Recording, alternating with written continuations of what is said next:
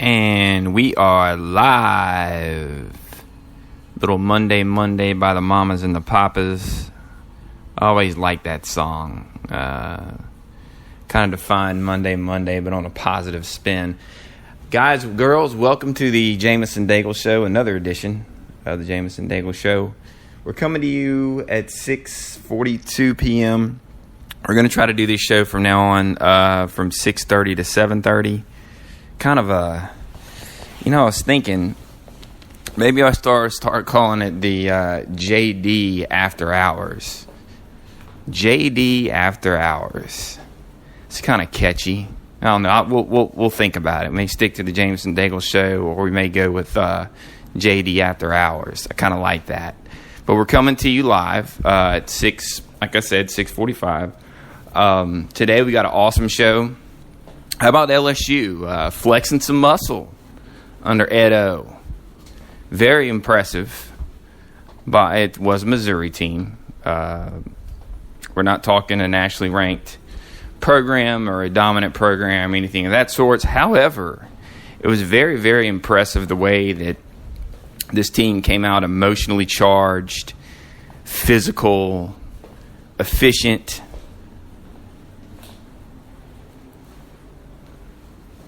Turnovers, penalties were kept low. There weren't many penalties. Just had 2 players of the week this week. Darius Geis with a tremendous game. What's impressive is they did this without their leader. In my opinion, the best running back in college football, Leonard Fournette. But Geis isn't far behind. That I can tell you. This kid, being the recruiting professor, I watched him his senior year at Catholic High, and you could see him molding to a big-time back, and he had the potential to be a big-time back coming in as a freshman. He emerged in camp. He is more of trying to compare him to a more recent. He's just kind of he's a big, stocky power back that can do both. He's got very soft hands. He's got good speed on the outside. He can run between the tackles. This guy's the real deal. He just has not got the touches. But this was a very, very much needed come together type win. And I said on last week's show, I stated that I thought that first I said the score would be about 35-14. Thought they won about 21 points. LSU bested me. I won by 35. But guys, watching this game, the one thing that I noticed was the energy on the sidelines. Now, Coach O had promised that we would get more energetic. He wanted to put passion back into the program, passion back into the fans. And this football team had it from start to finish. Guys with big touchdown runs of 42, 37 yards. Showed that burst of speed. That was something LSU has not done since last year. We're going to discuss further that LSU-Missouri game. We're going to do some Saints recap. Wow, what an amazing, amazing game that unfolded there in the last 4.5 minutes, huh, guys? Tremendous. Just unbelievable turn of events that finally fell the Saints' way. The Saints were able to take advantage of it, punch it in the end zone twice, and sneak out of San Diego with a victory. Actually, and that had to be a big, big emotional game for Drew Brees. That was the last time he was in San Diego was when he hurt his shoulder, had surgery. Then he's coming back 11 years later to deliver the victory. So kudos to the Saints for taking advantage of San Diego meltdowns, turnovers, and doing what they had to do, come out there with a win. Huge, huge, huge win for this team. Very big win. I was glad to see the Saints finally put something together. And I should say put something together in light of turnovers. But, yes, they capitalized. They didn't have it handed to them in terms of they had to get it in the end zone. So they did a good job there at the end, punch it in the end zone and get a much-needed win. So that was quite a sigh of relief for sure for Saints fans. We're going to get into the Major League Baseball playoffs. Exciting times. What a wild card finish that was at the end of the season. You know, being a San Francisco Giants fan, every day was just gut-wrenching, makes you nervous. It was must-win for the last week. It's an exciting time of year. The Mets were extremely hot down the stretch, winning 19 of 30. The Giants won 7 out of their last 10 to sneak in that second wild card spot. They will, as the Mets held the tiebreaker, so they're heading to New York Wednesday night, 7:08 first pitch, ESPN. Good stuff. The winner of the San Francisco Giant New York Mets series heads to Chicago to face the 103-win Cubs team. It's going to be a tall order for either of these teams. The Cubs have revenge, especially on the Mets from last year. The Mets taking them out in the NLCS and moving on to the World Series. Cubs want to get there. They were almost there, almost had it, let it get away. And for sure they want to get there. First time Cleveland's back in the playoffs. Hallelujah. The Cleveland fans have something to cheer about other than the Cavs. All Cleveland's asking now is we got one championship. Let's see if we can get another. We've got a preview of each of the teams. I'm going to talk a little bit about the Baltimore-Toronto game. One game takes all. Just give you a small taste of what to look for in those two wild card games. My predictions on who's going to advance. And then we'll get into, as the playoffs develop, we will definitely get into further analysis of the series. But it's really an exciting time for sports in general. You've got college football entering its second week in October.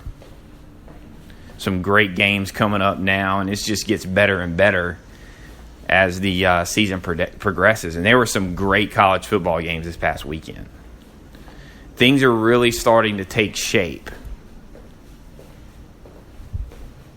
in the road to the college football playoff. You're seeing teams get bounced out. Don't give up on some of these teams with one loss, though, because as we very well know, heck, ask Ohio State fans, one loss doesn't mean you're out. So it's going to be interesting to see how that develops down the road. How these games impact the finish. The finish that will be culminated with the 4 teams. Again, I'm going to give you my top 4, my power rankings, if you will. We're going to cover again. I'm going to give you early on this week. I decided to give you my pick 6. Actually, you know what? No. I'm not going to do that on Monday. I have my teams already. Games I like, games I love. But that's a segment on Friday, so I'm gonna have to hold off. I love these games against the spread coming up this weekend. Absolutely love them. I guess that's why I'm excited to give them to you early, but we're going to wait until Friday because that's part of the show, part of with Fantasy Friday. So, and speaking of which, I'm going to wait till tomorrow to do my fantasy awards for Week 4 in the NFL. But wow, that Matt Ryan to Julio Jones connection, ridiculous. Matt Ryan pouring in 508 yards. Matty Ice tearing it up. Fortunately for me, I actually debated whether or not to put Matty Ice or Derek Carr in. I mean, Matty Ice was playing the Carolina Panthers defense, so I was like, man, what do I do here? Something told me to stick with Matty Ice because he's been just tremendous this year. Just tremendous. This guy is averaging over 300. He's like 350 yards passing a game right now. Just having an unbelievable season. He may be averaging more than 350. I'd have to check that out, but the guy's really tearing it up. Was a steal for me as I grabbed him in the 8th or 9th round of my draft. Got him in the 8th or 9th round. Got Derek Carr in the 12th. Those two guys are having good seasons, man. Those are steals. If you were able to get Matt Ryan in later rounds like I was, steal the draft. Tonight, my fantasy spotlight goes on Odell Beckham Jr., Stephon Diggs, the Minnesota defense. And one guy to look for tonight, he's really been doing well. Really been doing well. And he's kind of emerged over the last 2 weeks, particularly last week, is Kyle Rudolph. If you're able to get him off the waiver wire, that was a great, great pick.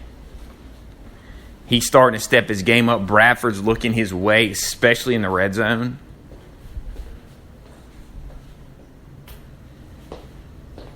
But I think tonight, and I'm going to go ahead and preview this game while I'm talking about my fantasy picks for tonight's game. I'm going to go ahead and lead into Monday Night Football. But the one thing that I like Minnesota's defense that they do a lot is they sack. They have a lot of sacks. Matter of fact, they sacked Cam Newton, I believe, 8 times last week. 8 times. Got him some interceptions. I mean, if they can shut down this Carolina offense, they'll be able to shut down the Giants tonight. I think it's going to be tough sledding for Eli. I think that Eli Manning is going to have a tough time for a majority of the night.